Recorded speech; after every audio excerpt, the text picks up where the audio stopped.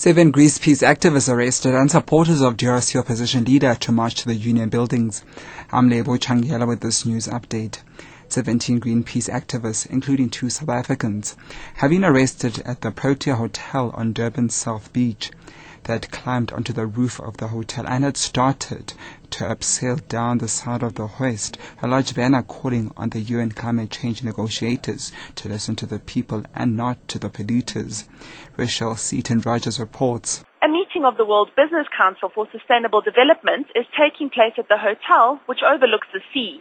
Greenpeace says they are here to name and shame big corporations who are influencing the UN climate change talks negatively so that they can continue to pollute. Companies like Shell and BP have been included in a Greenpeace report called the Dirty Dozen. South Africa's own Eskom is on the list, and CEO Brian Dames is attending the council meeting. Rochelle Seaton-Rogers, SABC News, Durban. A group of Congolese nationals aligned to the DRC's veteran opposition leader, Etienne Tshisekedi, are expected to march to the union buildings in Pretoria to present a memorandum of grievances. They're accusing the South African government of rigging election results in the DRC to favor incumbent leader Joseph Kabila. Partial election results put Kabila in the lead.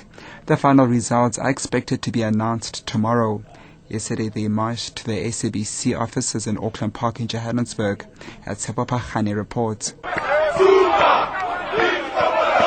Chanting Zuma, leave Congo alone, the protesters, mainly supporters of Tshisekedi, are accusing South Africa of defrauding elections to ensure Kabila remains in power. We've been at the airport. We see a ballot paper taken to be brought in the DRC. How can you also sign a contract, any deal with a government who is supposed to leave? Because we are going to elections, so we're supposed to wait for the new elected government. Then from there you can deal with them. South African government is supporting Kabila. They accuse Kabila of having failed the Congolese people.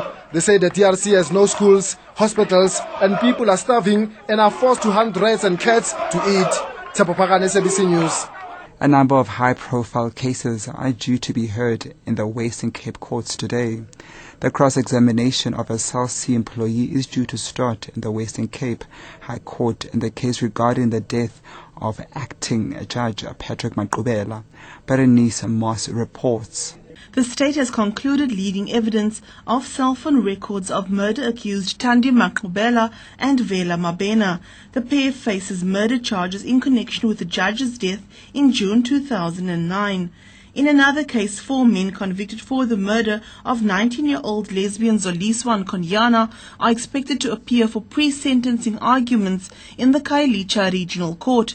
Meanwhile, Tutuke Tlhophe, the son of Western Cape Judge President John Tlhophe, will be sentenced for fraud and other crimes in the Bellville Regional Court today. Berenice Moss, SABC News, Cape Town. And 2 officials at the Matlosana local municipality in Klerksdorp in Northwest are expected to appear in court on charges of fraud and corruption. The 2 officials who worked in the licensing department were arrested on Friday for demanding a 9,000 rand bribe from a woman who had attended to administrate the parking meters. The tender is worth about 9 million rand. However, the woman reported the matter to the police, who then set a trap that led to the arrest of the suspects.